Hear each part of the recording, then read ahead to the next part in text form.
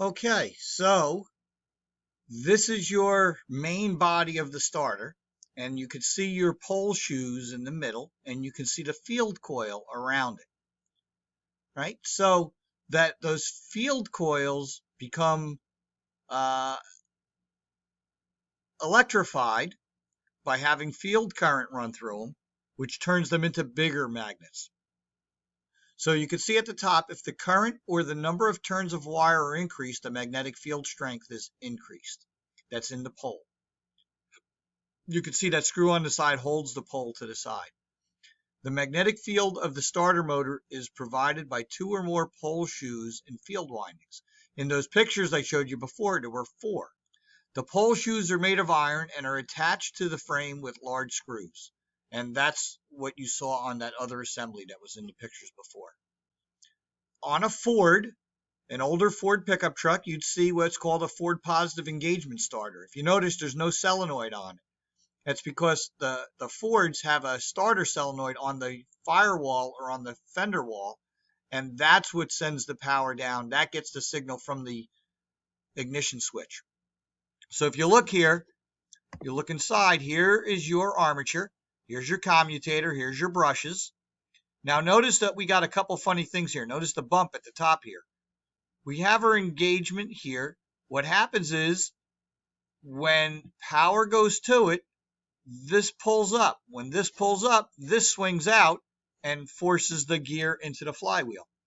You can see that there's a bearing in here. Here's your drive pinion. There's your plunger lever, your holding coil, right? This is your field. This is your poles here, and that's your field current around your poles. Okay, notice it says a movable pole shoe because that's the pole shoe right underneath it. Okay, now over here is a solenoid operated starter, and that's how most of them are. This is what we looked at earlier, right? So again, your battery terminal, your motor terminal, the S terminal is not showing up on this yet. We have battery power that's attached to here. This cable goes into the motor. That sends the current into this commutator, which then gets this armature spinning. This pulls forward, smashes them together to get that power to it. And when that does that, this shoots this out into the flywheel. Right? Here's one of those starters. This is at school. I went over there and took pictures. So you can see here's your motor, here's your solenoid, there's your Bendix with your drive. And if you look up here, you can see an S. Ignition switch goes to this. That's your B. That's your M. And notice here was an R. Okay? The R terminal used to send power to feed the points and the ignition system and things like that.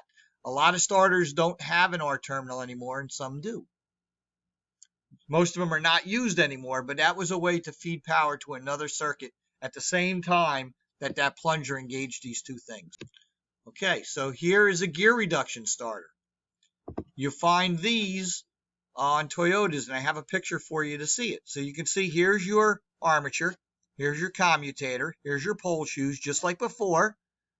But now we have a gear that engages another gear. That gear is the one that turns the drive pinion. All right, so here's your starter solenoid.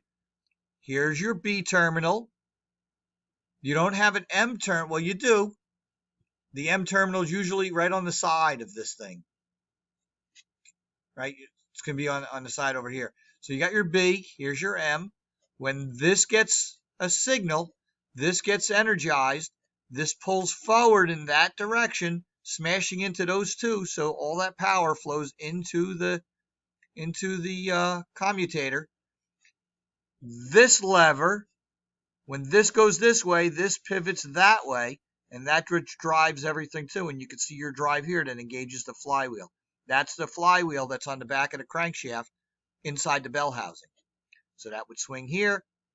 As soon as this thing started and the engine picked up, this thing would be spinning faster and faster, which disengages it from the starter assembly, and then it slides back.